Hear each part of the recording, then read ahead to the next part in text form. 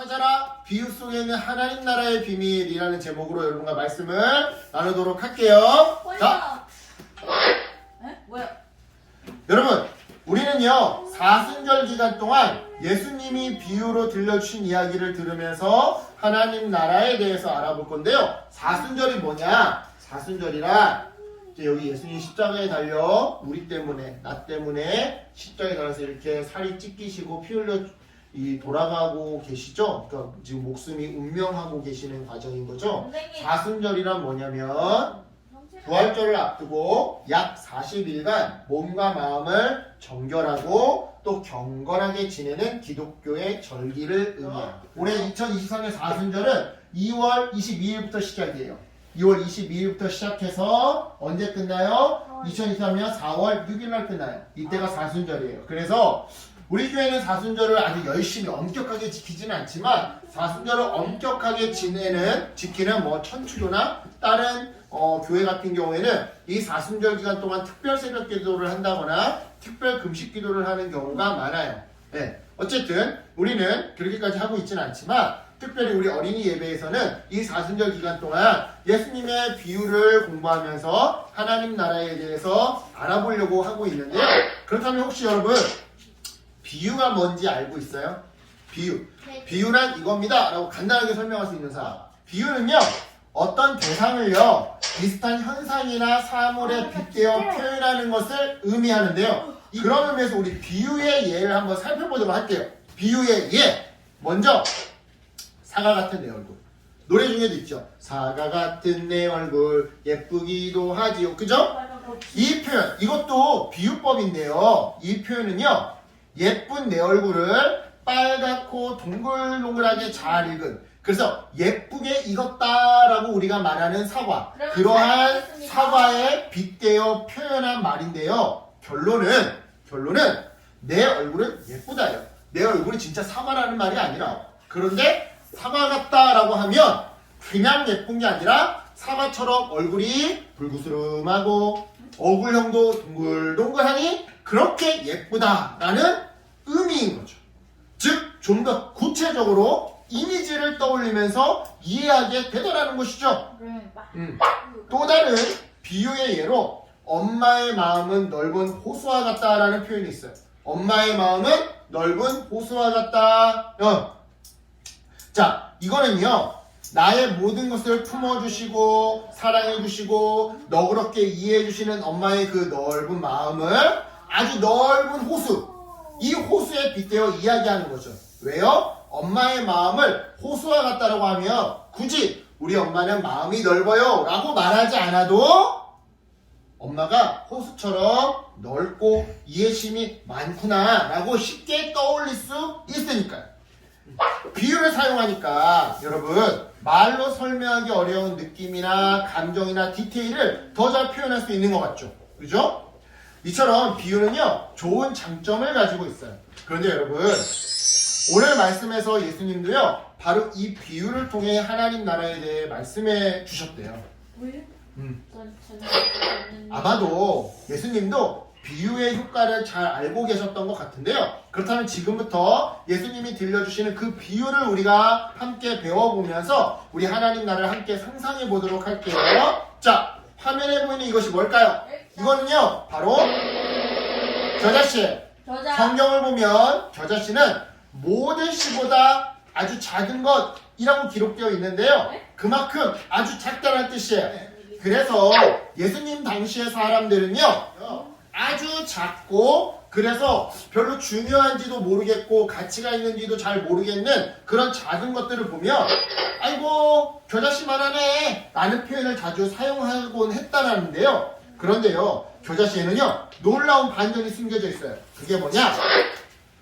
겨자씨를 흙에다가 심고요 아침 저녁으로 물을 아주 잘 주잖아요. 그러면요 10일 이내로, 그러니까 10일 안짝으로 싹이 나오더라는 거죠. 즉 다른 식물에 비해 팔레스타인에서 재배되는 다른 식물에 비해 엄청 빨리 자라는 반전을 가지고 있는 건데요. 이뿐만이 아니에요. 더 놀라운 반전이 숨어 있는데요. 그건 바로 이처럼 작은 겨자씨 하나가 땅에 떨어져 싹이 나잖아요. 이렇게 싹이 나잖아요.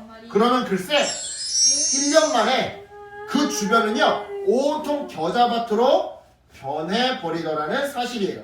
그러니까 이거 대단한 거예요. 보세요.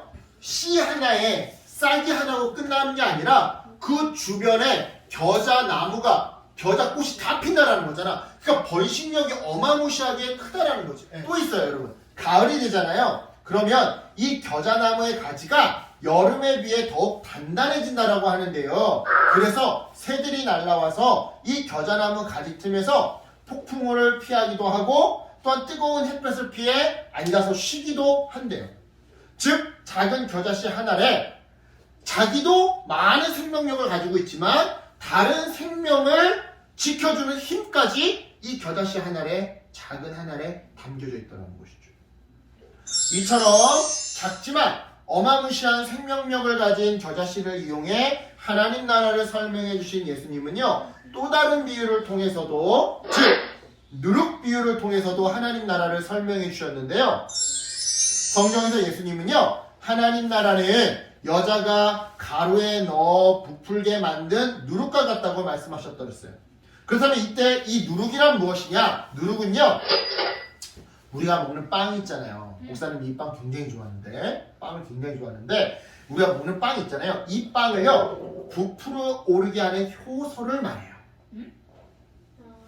빵을 부풀어 오르게 하는 효소가 바로 누룩이에요. 누룩. 네.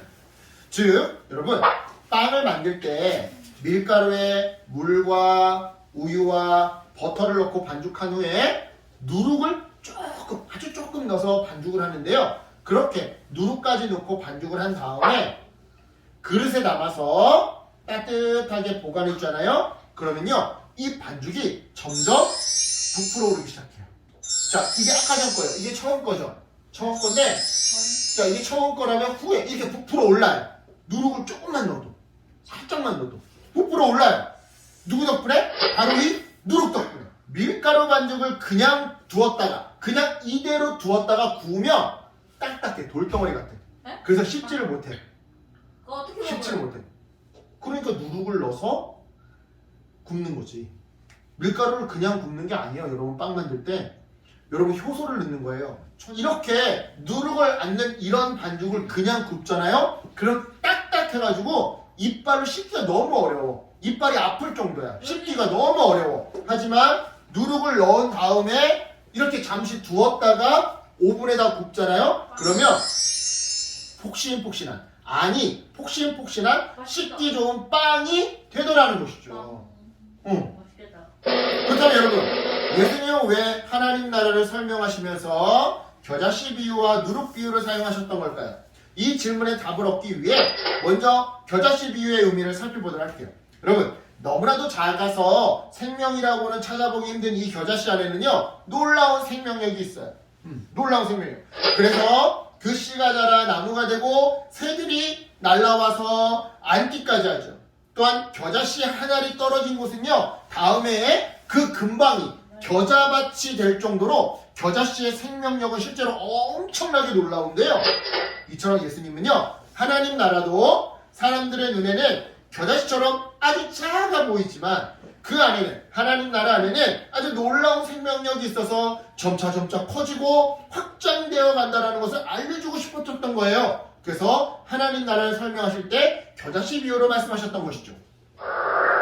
그렇다면 이어서 예수님이 들려주신 두 번째 비유, 즉 누룩 비유의 의미에 대해 살펴볼 건데요. 누룩은요 아주 작고 아주 고와서 반죽에 섞이잖아요.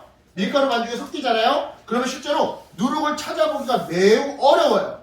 하지만 점점 부풀어 오르는 반죽을 보면서 우리는 저 밀가루 반죽은 그냥 밀가루 반죽이 아니구나. 시간을 둬서 봤더니만 부풀어 오르네.